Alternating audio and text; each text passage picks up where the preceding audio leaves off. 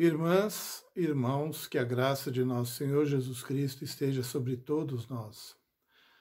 No culto de encerramento da última Assembleia Geral, preguei sobre a pessoa e obra do Espírito Santo, sinalizando que um novo tempo deveria surgir na vida da IPI do Brasil, qual seja, um tempo de reavivamento espiritual. Para tanto, um convidado muito especial precisava ser trazido para essa empreitada. Ninguém menos do que o Espírito Santo de Deus. Neste tempo de Pentecostes, quando trazemos à nossa memória o cumprimento da profecia de Joel, cujas palavras naquele histórico dia foram assim pronunciadas por Pedro, e acontecerá nos últimos dias, diz o Senhor, que derramarei do meu Espírito sobre toda a carne. Devemos, mais do que nunca, como Igreja do Senhor, refletir sobre a importância do Espírito Santo nas nossas vidas. A questão que se impõe é se estamos abertos para o pousar do Espírito Santo sobre todos nós e, a exemplo de Jesus, nosso Mestre e Senhor, tornarmos-nos cheios, plenos e transbordantes do Espírito Santo para realizarmos as obras necessárias para que a IPI do Brasil seja verdadeiramente uma igreja missional, diaconal e que proclame com poder a mensagem da salvação em Cristo Jesus em todos os cantos deste país.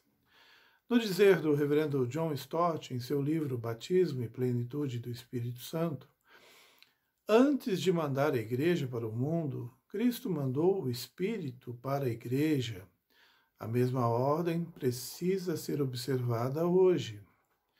O propósito de Deus é nos fazer como Cristo, e a forma como Ele faz é nos enchendo com o seu Espírito Santo.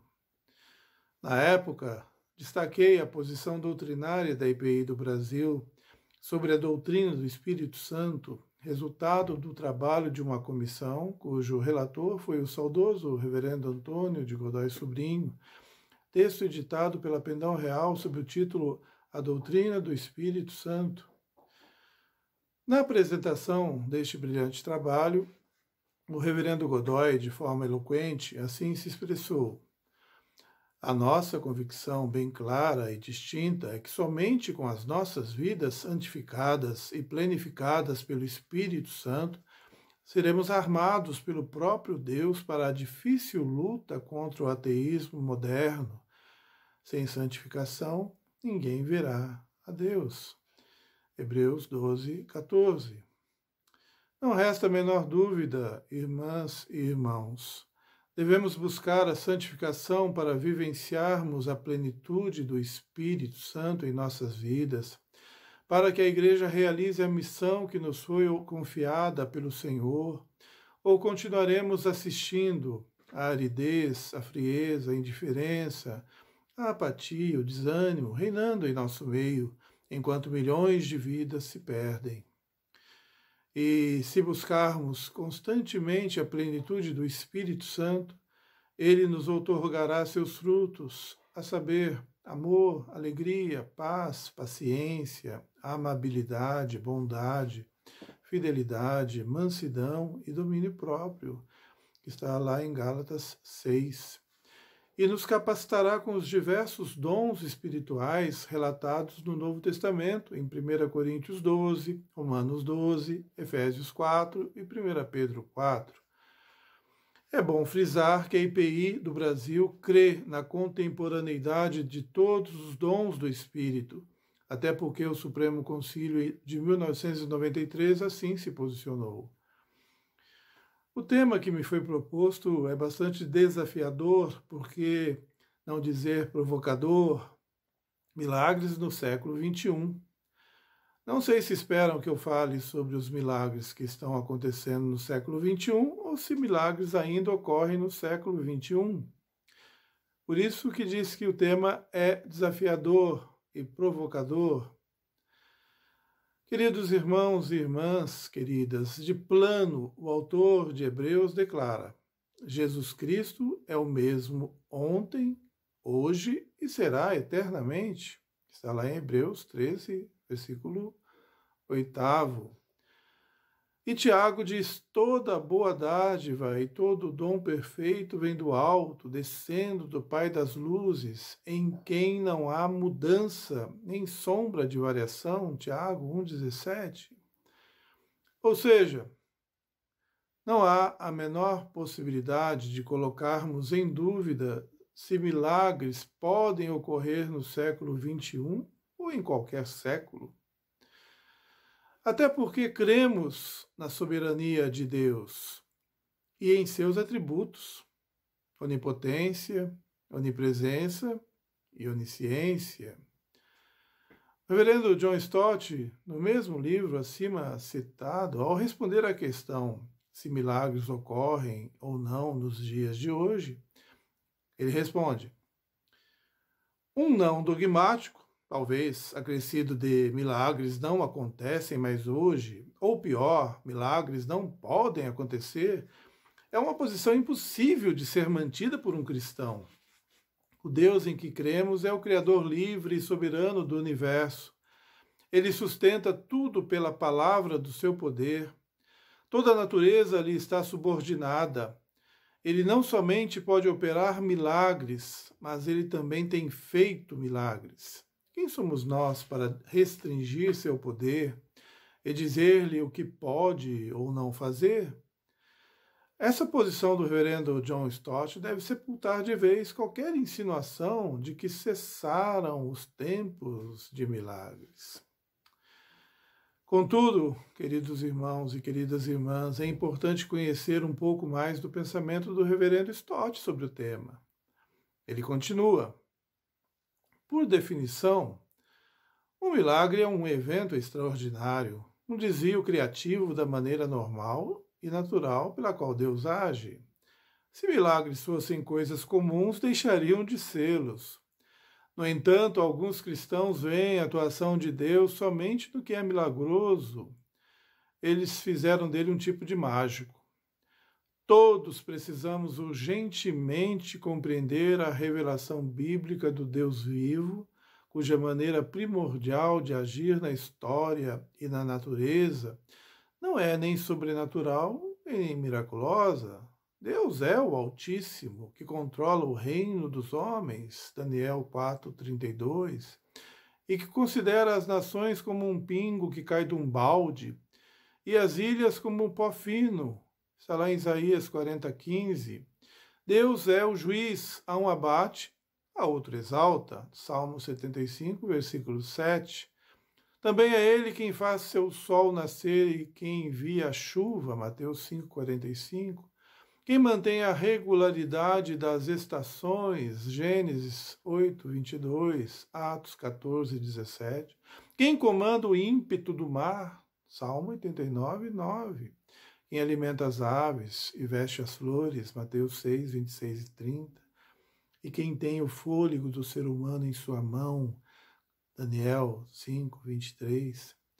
A partir do momento em que virmos o Deus vivo constantemente em ação através dos processos da história e da natureza, começaremos a perceber, por exemplo, que toda cura é cura divina, seja com ou sem o uso de meios naturais, psicológicos ou cirúrgicos.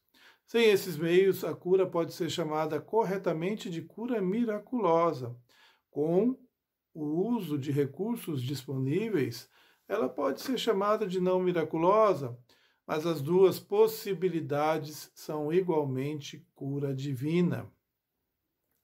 Sendo assim, queridos irmãos e queridas irmãs, no tempo que se chama hoje, em pleno século XXI, quando o mundo todo aguarda que uma vacina eficaz contra a Covid-19 seja desenvolvida, deveremos orar para que Deus opere um milagre, usando para tanto, segundo seu querer, os recursos da ciência. Quando isso ocorrer, bilhões serão beneficiados por um grande milagre do Senhor, como ele já fez em outras épocas, em outras pandemias. Ele agiu como o Deus que age, que não está inerte, mas que faz as coisas acontecerem a seu tempo e conforme os seus propósitos. Devemos crer que Deus tem operado muitos milagres hoje, por intermédio dos profissionais de saúde.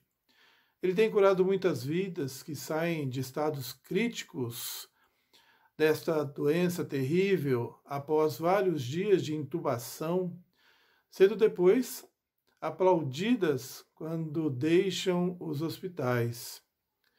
Penso que Deus também merece ser aplaudido pelos seus feitos maravilhosos na vida de muitos. E sim, Deus pode estar curando sobrenaturalmente muitas vidas quando não há mais recursos na medicina, pela intercessão de servos fiéis. É por isso que o reverendo Stott diz: toda cura é divina. Porém, ainda que sabedores que Deus pode curar, agir, sem precisar que alguém ore, lembremos-nos da intercessão do Espírito Santo com gemidos inexprimíveis, quando uma pessoa abatida, deprimida, não consegue orar. Ele espera que seu povo, que deve viver em santidade, esteja sempre buscando a plenitude do Espírito. Ore, clame a Ele. Como o Movimento Nacional de Oração tem feito desde agosto de 2019. Sabemos, irmãos, que Deus tem os seus propósitos. Eu disse ao irmão Edgar que ele, segundo os seus propósitos, Deus colocou no coração da diretoria propor à Assembleia Geral a criação deste movimento maravilhoso, certamente visando preparar a Igreja para esse grave período de pandemia. E o povo de Deus tem orado, seja ao meio-dia, todos os dias, seja nas vigílias, no tempo de jejum.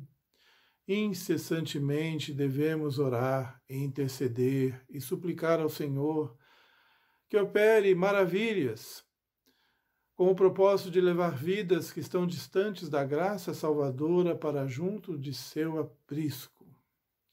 Ou seja, irmãos e irmãs, milagres podem acontecer, mas com propósitos do Altíssimo.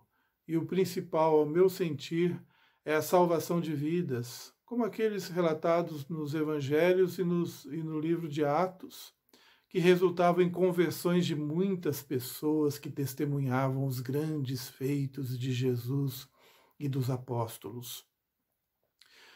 Neste tempo de Pentecostes, vamos reafirmar, irmãos e irmãs, sim, cremos em milagres em todos os tempos da história, porque cremos no Senhor da história, que vive e reina eternamente. Amém. Vamos orar. Senhor, nosso Deus, nosso Pai eterno, neste tempo em que celebramos o dia de Pentecostes, nós queremos reafirmar a nossa total dependência do Senhor e do Teu Espírito, para conduzirmos a obra que o Senhor nos confiastes. Precisamos, Pai, mais do que nunca, alcançarmos sempre a plenitude do Teu Espírito nas nossas vidas. Para isso, Senhor, quebranta-nos. Faze com que tenhamos disposição de viver sempre em santidade de vida perante o Senhor, de estarmos testemunhando das Tuas maravilhas, dos valores do Teu reino, de sermos misericordiosos, amorosos com as pessoas. E tudo isso fará com que tenhamos o Espírito Santo nas nossas vidas agindo livremente para aquilo que Ele quiser e para aquilo que lhe aprouver. Capacita a Tua Igreja, Senhor. Derrama sempre do Teu Espírito sobre todas as nossas 551 igrejas, sobre os nossos pastores e pastoras, missionários e missionárias, toda a liderança, todos os oficiais. Essa dependência do Teu Espírito, Senhor.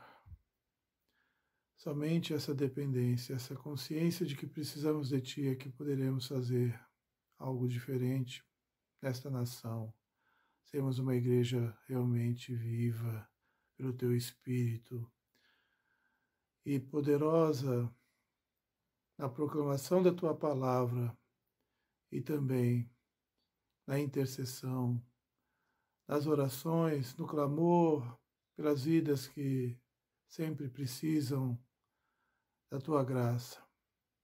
Queremos ser a igreja que possa mais do que nunca revelar que tu és o Deus do impossível, o Deus que faz todas as coisas e opera todas as coisas segundo o teu querer. Nada o impedirá. Por isso confiamos no Senhor e confiamos a tua igreja, a IPI do Brasil, nas tuas mãos.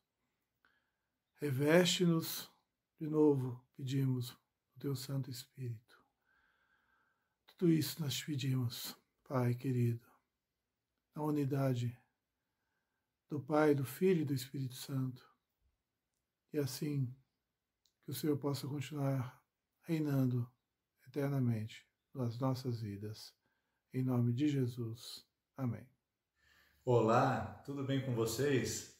Eu me chamo Denis e eu sou pastor da Igreja Presbiteriana Independente de Sertanópolis. E para mim é uma grande alegria e um privilégio poder estar aqui compartilhando um pouco da Palavra de Deus com vocês nesse período de pandemia, onde o isolamento social tem nos feito ficar mais reclusos, mas também acredito que mais reflexivos diante de tudo que estamos vivendo. Bom, essa situação que nós estamos vivendo, nada melhor do que esperarmos por milagres. E é sobre isso que eu gostaria de falar com você aqui essa noite. A ação do Espírito Santo que move sobre a nossa vida e que nos faz experimentar os seus verdadeiros milagres. E para isso eu gostaria de usar o livro de Atos dos Apóstolos. Não sei se você sabe, mas é muito coerente afirmar que o livro de Atos dos Apóstolos poderia ser chamado de livro de Atos do Espírito Santo. Porque embora esse livro esteja narrando o tempo todo sobre as características e as ações da igreja primitiva, aquela igreja que acabara de nascer, ela também está sendo relacionada aos atos do Espírito Santo sobre ela. Então não se trata de uma narrativa apenas sobre a igreja e o que ela faz, mas sobretudo de uma narrativa de quem é a igreja e quem faz através dela. Essa é a palavra importante que eu gostaria de compartilhar com você. Não se trata de quem faz, mas quem está fazendo através de nós. Ou seja, os milagres que podemos viver, experimentar e desfrutar são operados por quem? São operados pelas estratégias humanas? São operados esses milagres através da capacidade pessoal, através dos talentos ou através de algum mérito pessoal? Não. Dá para perceber no livro de Atos dos Apóstolos que todo o movimento de milagre, de cura, de libertação, de salvação, de crescimento do Evangelho estava diretamente relacionado à ação do Espírito Santo. Portanto, sem dúvida nenhuma, nós poderíamos caracterizar o livro de Atos dos Apóstolos como o livro dos atos do Espírito Santo através dos apóstolos. É exatamente isso. Isso é importante a gente ter como perspectiva, porque muitas vezes nós focalizamos o nosso interesse nos coadjuvantes e esquecemos de olhar para o protagonista. Preste bem atenção nessa palavra, protagonista no singular. Por que eu estou usando esse termo dessa maneira? Porque não existem protagonistas na Bíblia. Só há espaço para um, só há espaço para o centro. E Romanos 11, capítulo de número 11, versículo 33, vai dizer para nós que porque é dele, por ele e para ele são todas as coisas. Logo chegando no versículo de número 36, falando sobre a grandeza, as coisas que Deus faz, quão inescrutáveis são os seus caminhos, mas sempre finaliza no dele, por ele e para ele são todas as coisas. Portanto, nós não podemos nos perder olhando para os atos dos coadjuvantes e esquecermos da cena principal, que é atuada pelo protagonista essencial e o único, que é o Espírito Santo agindo sobre a nossa vida na pessoa da Trindade que opera entre Pai, Filho e Espírito Santo no nosso coração, não é verdade? Então eu vejo que muitas vezes o nosso cristianismo atual e o cristianismo espetacular tem trazido sobre o nosso coração uma perspectiva de tietagem, de vanglória, de muitas vezes egocentrismo.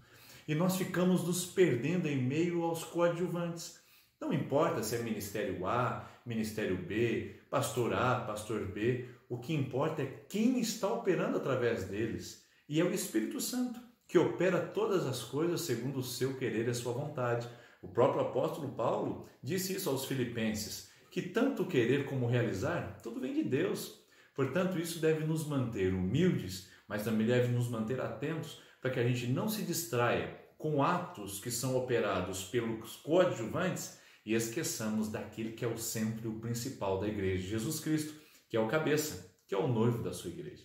E para isso, eu gostaria de usar esse texto de Atos dos Apóstolos e observar com vocês essa realidade tão importante da experiência do Espírito Santo através de nós, operando grandes coisas em nossos dias. E quais são as características que o Espírito Santo espera do nosso coração para que seja um recipiente onde ele possa operar, agir e movimentar em nós e através de nós. Para isso, eu gostaria que você lesse comigo o que está aí registrado em Atos capítulo de número 5, o versículo de número 12.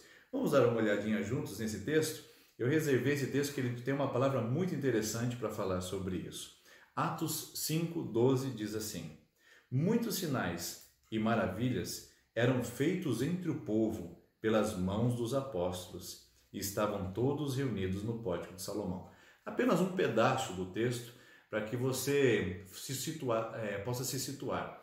Bom, Atos capítulo 5, você conhece bem a história, é sobre Ananias e Safira. Exatamente. Depois desse acontecimento tão impressionante, o povo se encheu de temor e o texto registra que muitos atos, sinais e prodígios eram feitos pelas mãos dos apóstolos. Pelas mãos dos apóstolos. Mas preste atenção que muitos sinais e maravilhas eram feitos por meio dele. Essa é uma frase importante para você registrar aí no seu coração.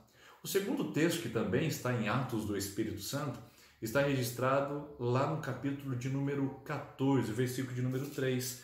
Paulo e Barnabé estavam em Icônio, uma cidade grega, e lá eles pregaram o evangelho. E olha só o que é registrado a respeito do que eles vivenciaram naqueles dias. Atos 14, versículo 3 diz assim: e assim passaram muito tempo falando corajosamente acerca do Senhor, o qual confirmava a palavra da sua graça, permitindo que pelas mãos de Paulo e Barnabé se fizessem sinais e maravilhas. Veja bem, Atos 5, sinais e maravilhas eram feitos pelas mãos dos apóstolos. Atos 14, 3, sinais e maravilhas eram feitos pelas mãos de Paulo e Barnabé.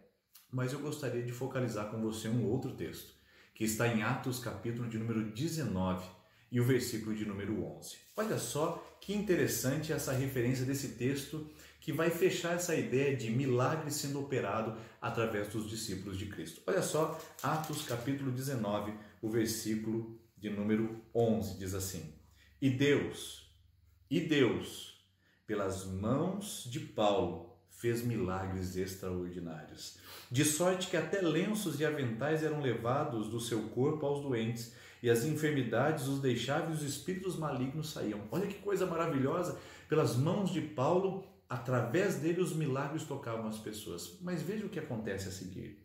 E alguns exorcistas judeus ambulantes tentavam invocar o nome do Senhor Jesus sobre os que estavam possessos de espíritos malignos, dizendo: em nome de Jesus a quem Paulo prega, eu lhes ordeno que saiam. Versículo 14. Os que faziam isso eram 7 filhos de Cefa, judeu, um dos principais dos sacerdotes. Bom, o resto da história você já deve conhecer, que eles não conseguiam expulsar esses demônios das pessoas que estavam possessas por eles, apenas invocando o nome de Jesus da maneira como eles faziam. Por que será? Ora, nós estamos falando do nome de Jesus que está sobre todo nome. Só que, por um lado, nós vemos que através de Paulo e dos apóstolos, grandes milagres eram operados. E nesse caso, nós temos apenas o registro de uma grande surra que algumas pessoas levaram por usar o nome de uma maneira equivocada e até mesmo em vão. Então, eu percebo que não se trata de quem faz o milagre, mas de quem está usando a pessoa para fazer o milagre. É muito parecido com a questão da oração. Você sabe que o poder da oração não está em quem ora, mas em quem ouve a oração. É exatamente essa a perspectiva. Quando nós olhamos para esse texto, não se trata da pessoa que está fazendo o milagre, mas sim quem está usando a pessoa para fazer o milagre. E nesse texto nós vamos ver que Paulo reúne em seu coração, assim como os demais apóstolos, essas características de quem se deixa usar, de quem se permite usar. E eu queria falar para você aqui em pequenos minutos quais são essas características que eu vejo tanto na operação dos milagres do Espírito Santo através dos apóstolos no primeiro século, como também das evidências da sua ação em nossa vida e em nossas igrejas nos dias atuais. A primeira característica que eu acredito que o Espírito Santo esteja procurando no nosso coração é aquela característica de atitude, aquela característica de ousadia. Muitas vezes nós estamos limitando a ação de Deus, colocando o que nós entendemos de Deus em nossos compêndios filosóficos, em nossas classificações doutrinárias, e esquecemos de que Deus é muito maior, muito mais amplo, muito mais gigantesco de qualquer classificação ou qualquer tentativa de descrever da humanidade a respeito da sua pessoa. E muitas vezes nós nos tornamos como tímidos, temos receios em pedir, temos receios em agir, temos receios em experimentar coisas grandes de Deus na nossa vida, porque fomos nos acostumando a transformar Deus pequeno o tamanho da nossa perspectiva, transformar Deus pequeno ao tamanho da nossa experiência pessoal. Nós não trouxemos o mundo para dentro da perspectiva de Deus, mas trouxemos Deus para dentro da perspectiva humana. E isso impediu com que possamos ver o grande poder, a ação e o milagre de Deus na nossa vida. É o que está escrito lá em Marcos capítulo 9, versículo 23. Se podes crer, tudo é possível ao que crê. Olha que palavra maravilhosa. Onde será que está nossa ousadia, nossa confiança, nossa coragem de esperar grandes coisas de Deus, de alinhar as nossas expectativas ao seu grande fazer, ao seu grande agir, ao seu grande mover no nosso meio? Muitas vezes nossas ações são tímidas, são tacanhas, são pequenas, não porque o nosso Deus é pequeno, mas porque a nossa expectativa se transformou em pequena. Bom, você sabe que nós vemos Deus da maneira como nós o experimentamos. E quanto mais próximos nós estivermos dele, maior ele parecerá ao nosso coração. Por isso eu convido você a estar diante da presença de Deus considerando isso. Será que eu tenho permitido que Deus seja grande o suficiente para que eu possa ampliar minha expectativa do seu agir sobre a minha vida? Ou eu tenho restringido a ação do Deus onipotente a ações que eu posso classificar como possíveis ou como realizáveis? Bom, o convite bíblico é um convite a acreditar no impossível. O convite bíblico é um convite à coragem, à atitude e a uma expectativa de algo grande de Deus.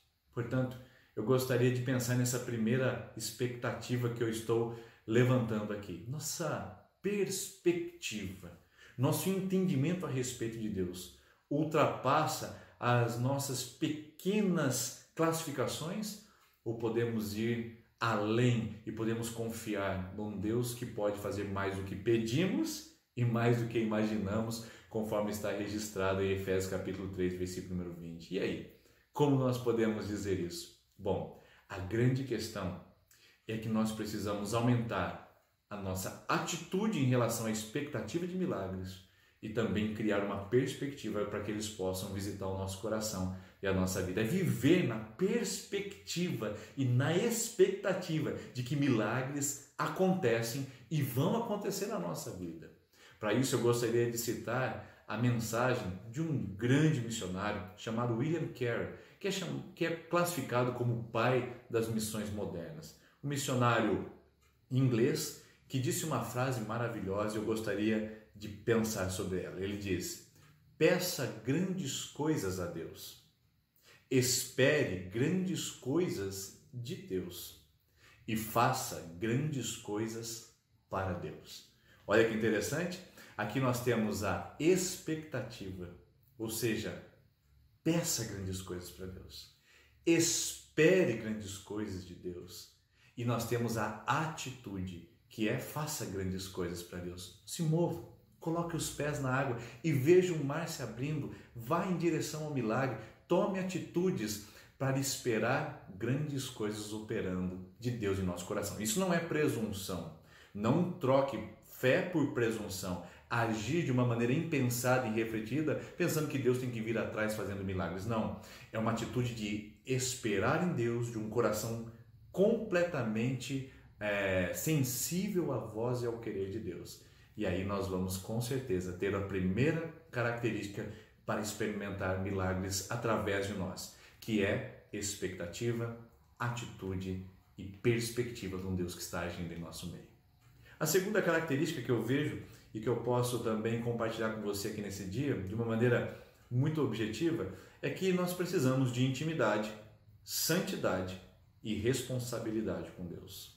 Olha só, intimidade, santidade e responsabilidade. Você percebeu nesse texto que quando os filhos de Cefa vão fazer o exorcismo, eles dizem: eu te conjuro em nome de Jesus a quem Paulo prega? E aí o diabo responde assim: eu sei quem é Paulo, também conheço quem é Jesus, mas vocês quem são? Falta de intimidade, falta de santidade, falta de responsabilidade. Não dá para esperarmos grandes coisas de Deus se o nosso compromisso com Ele é pequeno. Não dá para aumentarmos as nossas expectativas se a nossa intimidade com Ele ainda é pobre. Lembra do que eu disse? Quanto mais nos aproximamos de Deus, maior Ele parece para nós. É como aquela criança que viu um grande avião no céu. Grande entre aspas. Porque ele não sabia que era grande. Ele olhou e disse: pai, veja aquilo que é. E ele disse: filho, aquilo é um avião, ele é muito grande. Mas pai, mas parece tão pequenininho. E o pai então pega aquela criança, leva no aeroporto e mostra um avião estacionado. Então o menino diz: nossa pai, como parece grande agora. Ou seja, essa é a referência, essa é a perspectiva. Quanto mais perto eu estou, maior me parece. E é assim que eu preciso me relacionar com Deus, numa relação de intimidade, através da oração, do jejum, da consagração. E a consagração gera responsabilidade, responsabilidade na minha vida espiritual, da minha santidade com Deus. Ou seja, um território propício para a operação de milagres em nós e através de nós é um coração que esteja em constante arrependimento, quebrantamento. Aliás, essa é a característica, o ambiente que, segundo o livro das Crônicas, diz que acontecem os milagres. Segundo Crônicas, capítulo 7, versículo 14, diz: se o meu povo, que se chama pelo meu nome, se humilhar e orar e me buscar e se converter dos seus maus caminhos, então eu ouvirei do céu, perdoarei os seus pecados e sararei a sua terra. Olha só que interessante. O texto diz que para que aconteça a cura da terra, é necessário que também haja conversão do coração. Então, corações convertidos, quebrantados, corações que são santificados pela presença do Espírito Santo, são corações receptivos para serem veículos do agir de Deus nessa geração. Era o que acontecia com Paulo e os apóstolos, é o que pode acontecer conosco, numa atitude de santidade, de intimidade com Deus e de responsabilidade com o Evangelho. Nós podemos experimentar grandes coisas de Deus em nós e através de nós. Lembre-se, os filhos de Cefa não realizaram o exorcismo e não viram os milagres acontecer através deles porque eles não experimentaram primeiro neles, em nós e através de nós. E esse em nós vem com intimidade, vem com responsabilidade e com santidade perante Deus. E por fim, a última característica de um coração que experimenta milagres e também pode ser veículo para que eles aconteçam no dia a dia, é a característica da humildade, da dependência e também da submissão. Bom, se você notar nesse texto, logo a seguir, eu não terei tempo de ler aqui com você, mas o texto diz que quando viram Paulo fazendo aquele milagre, todos ficaram muito surpresos, admirados e começaram a proclamá-lo como um Deus. Disseram: olha, os deuses visitaram a terra. Paulo disse: não. Eu sou homem assim como vocês. Ou seja, me tire do protagonismo e me coloque como coadjuvante. Não olhem para mim, olhem para quem está fazendo através de mim, porque eu sou homem igual a vocês. Veja aqui a característica de quem experimenta milagres em si e vive milagres através de si. Veja só, O Paulo apresenta humildade, não sou eu quem faço. Dependência, é Deus quem está operando através de mim, porque se Ele não quiser fazer, Ele não fará. Ele é soberano para usar quem quer, da maneira como Ele quer. E pela graça dEle, Ele me escolheu para fazer. É isso que o Paulo está dizendo. Aliás, ele escreveu isso em 1 Coríntios, capítulo de número 3, versículo de número 5, ele fala, não, toda nossa suficiência vem de Deus. Paulo aprendeu a lição de depender de Deus. Jesus disse isso em João 15, 5, sem mim nada podeis fazer, ou seja, se queremos viver milagres em nós e que esses milagres fluam através de nós, é necessário submissão. É necessário estarmos como coadjuvantes, sabendo que o protagonista é Cristo operando em nós e através de nós. É necessário humildade, é necessário dependência do agir e do mover de Deus na nossa vida. Portanto, reunindo essas características, eu acredito que nós estaremos muito próximos daquilo que a igreja cristã primitiva experimentou e que nós também podemos experimentar. Ou seja, atitude baseada na expectativa de quem Deus é e aquilo que Ele pode fazer. Também a intimidade com Deus numa responsabilidade em resposta ao Evangelho. E também, com certeza, uma submissão dependente, absoluta, de um coração humilde. Quem sabe que quem está fazendo a obra e quem merece a glória não somos nós, é aquele que faz através de nós e por meio de nós, porque dele, por ele e para ele são todas as coisas. Concluindo isso que eu gostaria de compartilhar com vocês, há um segredo em todos esses textos que foram lidos aqui, de Atos capítulo 5, Atos capítulo de número 14 e Atos capítulo 19. Quando se fala que sinais e maravilhas eram feitos pelas mãos dos apóstolos, a palavra é através de. O sujeito da oração não é o apóstolo. O sujeito da oração não são os discípulos. O sujeito é Deus. O texto que nós lemos aqui de Atos 19, versículo 11 diz: E Deus, pelas mãos de Paulo, fez milagres extraordinários. Deus fez, não Paulo. Essa que é a grande realidade que eu gostaria de deixar como conclusão da nossa conversa. Milagres acontecem não quando nós nos movemos. Milagres acontecem quando Deus se move através de nós. Não é pelas nossas capacidades, não é pelos nossos talentos, não é por aquilo que podemos oferecer a Deus, mas por quem Ele é e aquilo que Ele pode fazer através de nós. Portanto, o protagonista continua sendo Deus e nós, os seus coadjuvantes. Eu espero que nós possamos ser recipientes de grandes milagres de Deus em nós. E eu também espero que nós possamos ser obreiros, possamos ser instrumentos de grandes milagres de Deus através de nós. Que Deus abençoe sua vida ricamente. Deus te fortaleça nesse período. Deus fale com você e opere em você, mas também fale através de você e use a sua vida para tocar muitos outros. E quando isso acontecer, lembre-se, e Deus, pelas mãos de, coloque o seu nome, coloque aí o seu sobrenome, operava grandes milagres, opera grandes milagres. Quem faz é Ele. Nós apenas somos os coadjuvantes de uma história linda e maravilhosa que Jesus, o Pai e o Espírito Santo estão escrevendo através do nosso coração. Que Deus te abençoe, te fortaleça, te anime e a bênção dele esteja sobre você, sobre seus filhos e os filhos dos seus filhos. Estamos aqui no meio das apresentações que hoje estão tratando de um tema tão adequado, já que estamos na véspera de Pentecostes, o tema Pentecostes, Espírito Santo e Poder. Tivemos logo na abertura o nosso presidente da AG, reverendo João Luiz Furtado, que trouxe um tema de grande interesse de todos nós sobre os milagres no século XXI.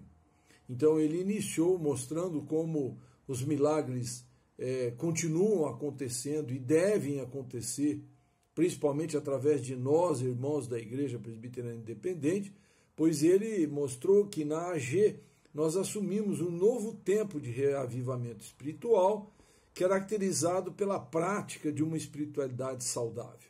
O próprio Movimento Nacional de Oração, do qual eu faço parte,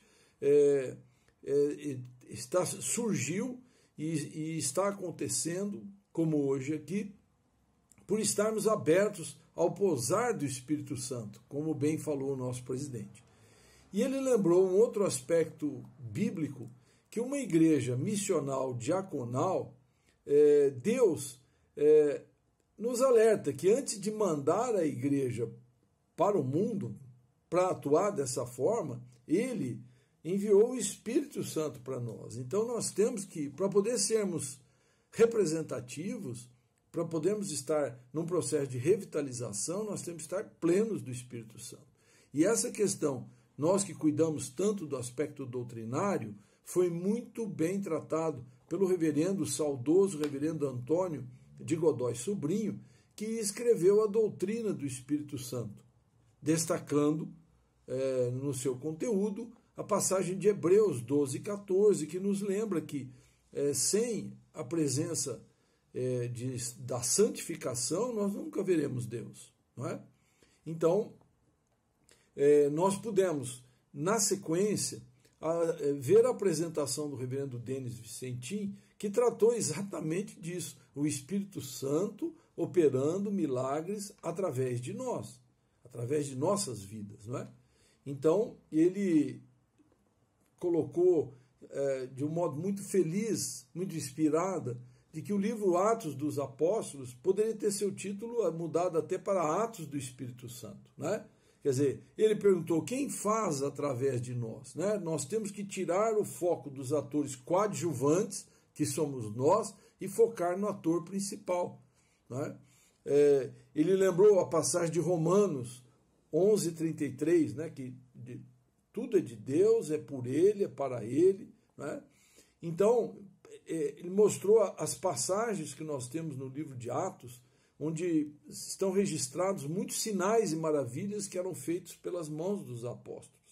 Mas lembrando que atrás, né, dessas mãos nós tínhamos o Espírito Santo.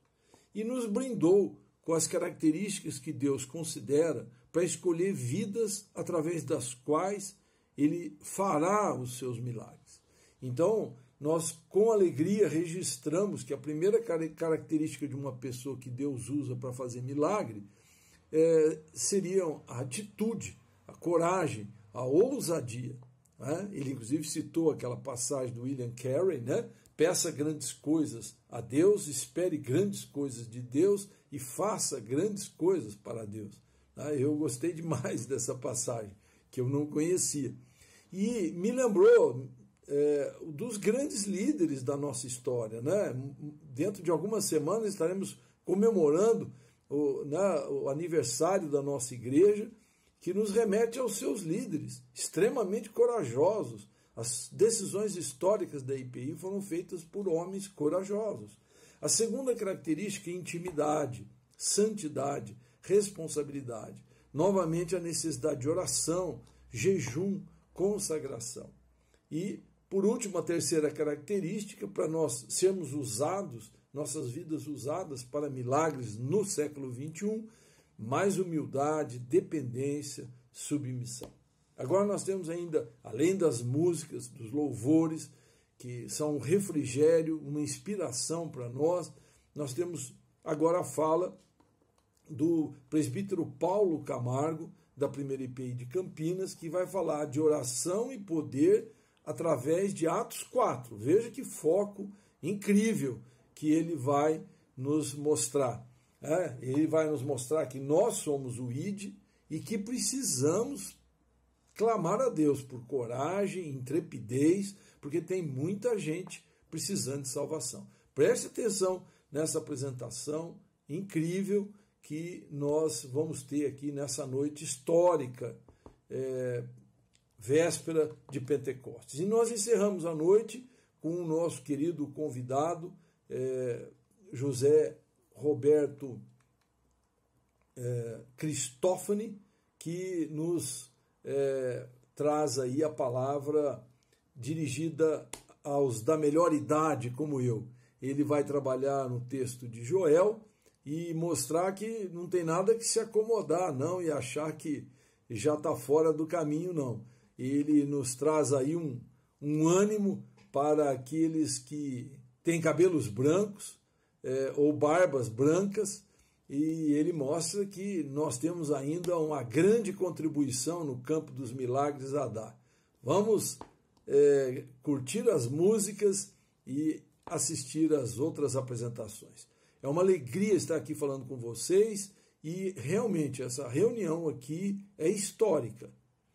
Pense nos milagres que vão acontecer até o nosso próximo Pentecostes. Clamemos por isso, oremos por isso, porque numa época desafiadora como essa que nós estamos passando, com tantas famílias enlutadas, nós temos não só que crer, como nos colocar à disposição de Deus para que Ele use as nossas vidas para os seus milagres. Em nome de Jesus, eu peço a vocês, amém. Boa noite, saudações a todos os irmãos que estão nesse ajuntamento à distância em mais um momento do nosso movimento nacional de oração. Saudações também eu trago da primeira IPI de Campinas, igreja a qual pertenço, uma comunidade que tem buscado a semelhança de Cristo no discipulado. Paz, amor, esperança, fé, coragem, alegria, contentamento da parte do nosso Senhor Jesus Cristo nessa noite. A nossa reflexão, irmãos, se dará no texto de Atos, capítulo 4, versos 29 até o 31, onde encontramos a seguinte experiência dos seguidores de Jesus. Vamos lá. Dá aos teus servos confiança para anunciarem corajosamente a tua palavra. Estende a mão para curar, a fim de que, por meio do poder do nome de Jesus, milagres e maravilhas sejam feitos.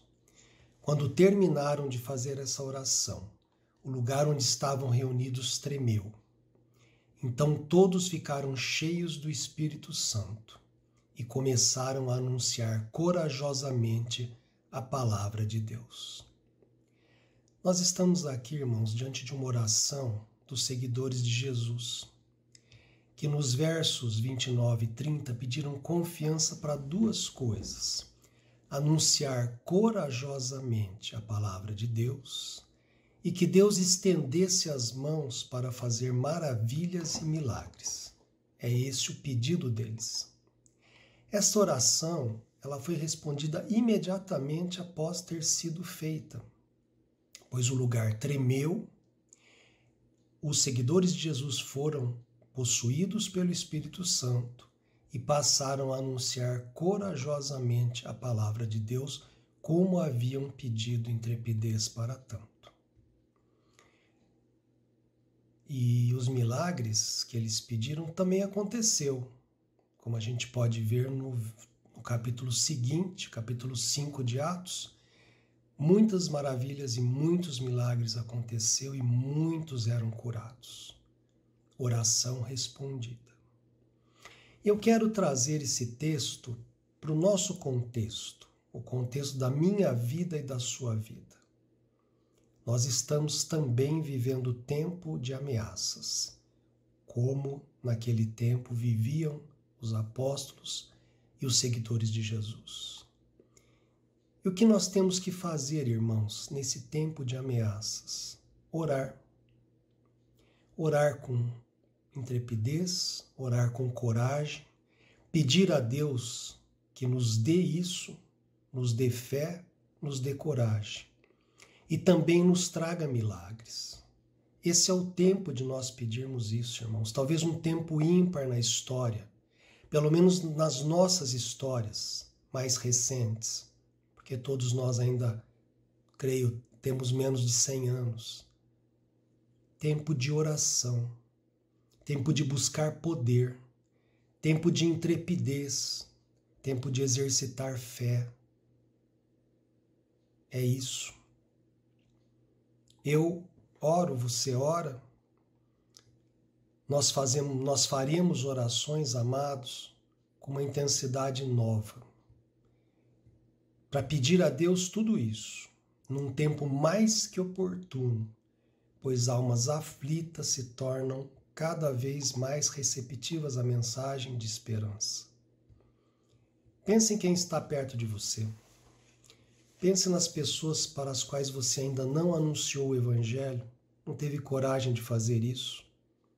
Muitas vezes nós atribuímos o ID a alguns setores, vamos dizer assim, setores especializados da igreja, como Secretaria Local de Missões, Secretaria Nacional de Evangelização, alunos do seminário, alunos do CTM, pastores, evangelistas.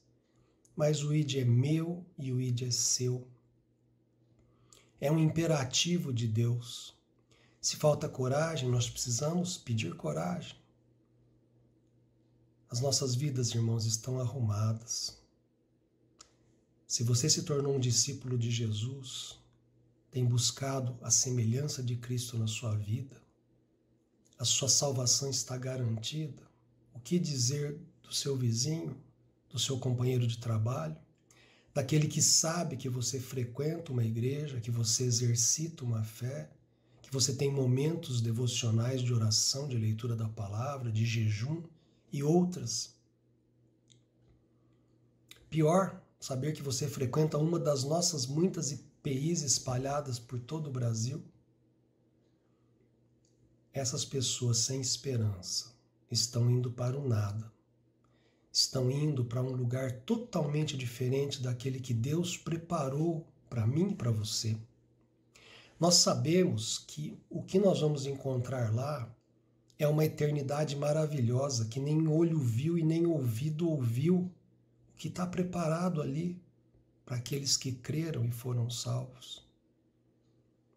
Os nossos amigos, as pessoas que conhecemos, a humanidade precisa conhecer também, ter a mesma esperança, e ter o mesmo destino, e ter o mesmo lugar garantido.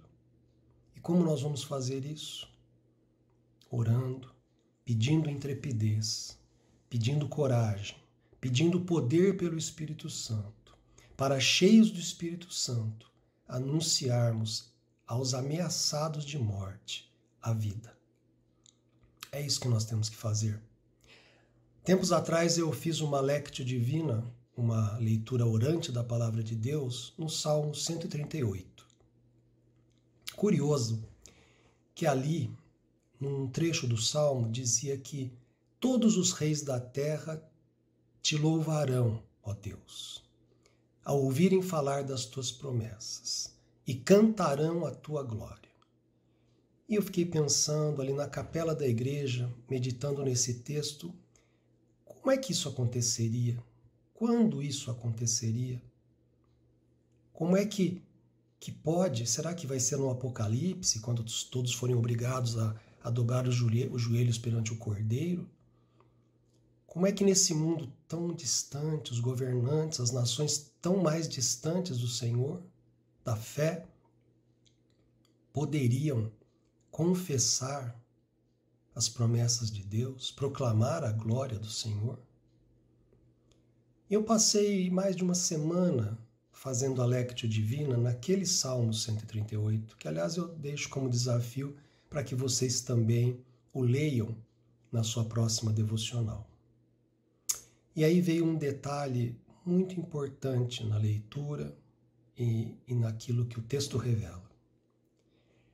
Que os reis da terra louvarão, proclamarão a glória, quando ouvirem falar das promessas de Deus.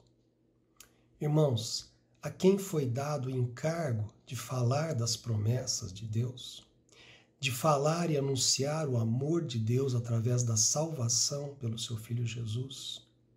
Nós. Essa tarefa foi dada a nós, a mim, a você. O ID é um imperativo. Nós precisamos partilhar da nossa fé, não só pelos nossos atos, pela experiência, pelo testemunho de vida, isso é muito importante, mas nós temos que estender as mãos para as pessoas e falar do amor de Jesus para elas. Esse é um tempo de pandemia mundial, um tempo diferente, como eu já disse, onde muitas pessoas estão morrendo sem conhecer a Jesus. Todas as noites nos noticiários, nós temos visto o número de mortos aumentarem. o número de doentes aumentarem.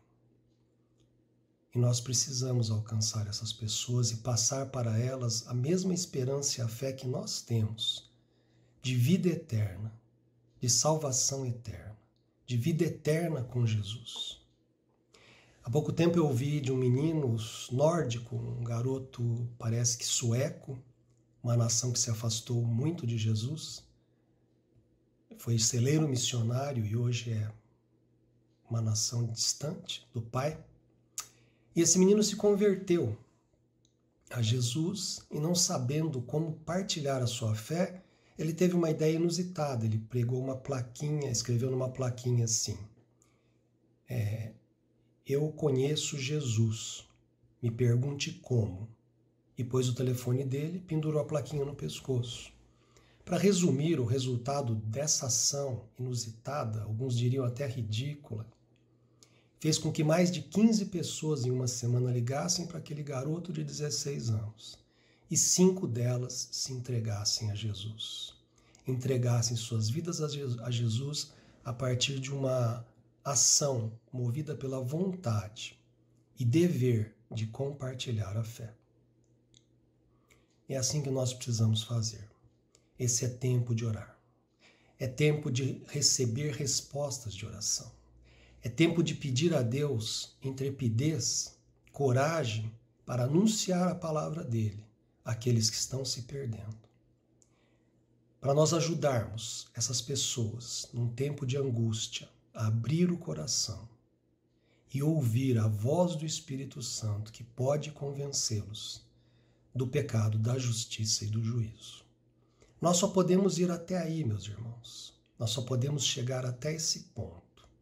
A coragem de dar um passo, de levar uma palavra de esperança e de esperar que o Senhor, com a sua mão bondosa e maravilhosa e poderosa, transforme em vidas. E que esses novos discípulos aprendam a caminhar num discipulado consistente, a fim de atingirem, alcançarem a semelhança do Senhor Jesus. Nós estamos falando, tratando e vivendo com um Deus que é o Todo-Poderoso. O Todo-Poderoso. Eu gosto muito das palavras do Padre Vieira num sermão que ele pregou lá no século XVI em Lisboa, numa quarta-feira de cinzas. E o sermão tinha um nome inusitado. O nome do sermão na quarta-feira de cinzas era Sois Pó. E o sermão dizia o seguinte: quando Deus disse a Moisés, eu sou o que sou, no original em hebraico, na concepção do povo, na língua dita, ele estava dizendo, eu sempre fui, eu sou e eu sempre serei. Enquanto que nós fomos pó, somos pó e seremos pó. E só não seremos pó eternamente pela coerência que nos foi dada em Jesus. E é essa coerência que nós devemos anunciar, buscar, levar, esperar para que o Senhor transforme essas pessoas em vida nova, em salvação eterna. Vamos orar? Oremos. Te buscamos nesta noite, Pai eterno, porque sabemos que o Senhor é, enquanto nós não somos. Sabemos que o Senhor é poderoso e que nós nada podemos, senão pelo teu poder. Oramos nessa noite com intrepidez, Pai, pedindo coragem para anunciar a tua palavra a todos aqueles que o Senhor nos der. Oramos para receber poder do teu Espírito Santo para experimentar o intangível e ver muitos milagres e muitas maravilhas, maiores do que imaginamos ser possível. Oramos pelas nações, por aqueles que sofrem, pelos que não têm esperança, pelos que nada têm, por aqueles que estão doentes, por aqueles que estão em guerras, fomes, corrupção, e também pela pandemia atual do coronavírus, Pai. Que haja misericórdia da tua parte, libertação da tua parte, proteção da tua parte, Pai. Nos dá coragem e salva muitos e opera muitos milagres. Conserta, restaura, cura, ressuscita pessoas para a honra e glória do teu nome, Senhor. Eu oro também pelos irmãos e irmãs que me assistem aqui nesse momento de comunhão à distância. Cada um deles carrega um fardo de pedras próprias e também tem sobre os ombros as aflições e misérias de seus parentes, pais, filhos, amigos, vizinhos. São muitas as necessidades de alívio e de cura nesta noite e nos dias que virão. E eu sei que o Senhor pode tomar para si esses pesos e aliviar a jornada de todos aqueles pelos quais eu oro agora. Assim, Pai, livra, cura, alimenta, socorre, consola e salva pessoas que podem ser alcançadas agora por esta oração. Eu creio firmemente que o Senhor vai operar milagres ainda hoje, agora à noite, na vida de muitos. Isso edificará a igreja, agregará novos salvos à fé em Jesus e fará com que a nossa história seja transformada pelo poder do sangue da cruz.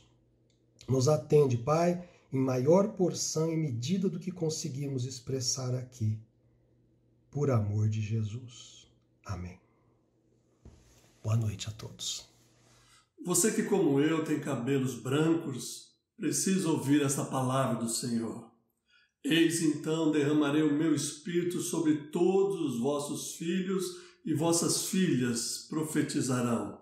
Vossos velhos sonharão sonhos e vossos jovens verão visões. Joel 2:28. Não podemos simplesmente usar as palavras do ex-Beatle que disse e o sonho acabou. Não. Na verdade, o sonho não acabou. Pelo menos não os sonhos de Deus. Os sonhos de Deus são os seus grandes planos para o seu povo.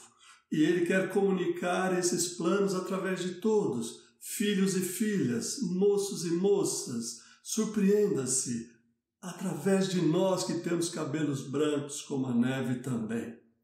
Para cumprir esse propósito, o Senhor faz filhos e filhas profetizarem, faz os jovens terem visões e faz os velhos como nós sonharem sonhos. Mas não qualquer sonho, como aqueles da nossa juventude, por exemplo. Aqueles que realizamos, aqueles que esquecemos, aqueles que deixamos, ou aqueles que não se realizaram, ou aqueles que nós mesmos matamos.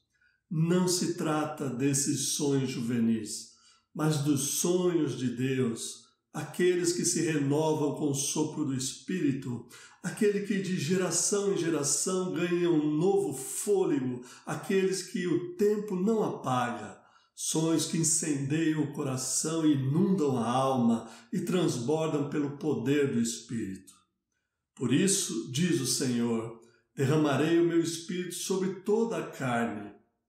Não pense que só porque você está aposentada ou aposentado que acabou a sua jornada espiritual. Não acabou, não. O Espírito derramado sobre vocês no dia do seu batismo permanece o mesmo. Aquele derramamento não tinha prazo de validade. Mesmo onde parece só haver cinzas de um fogo intenso que ardeu na juventude, há um fogo abrasador pronto para incendiar a sua vida novamente.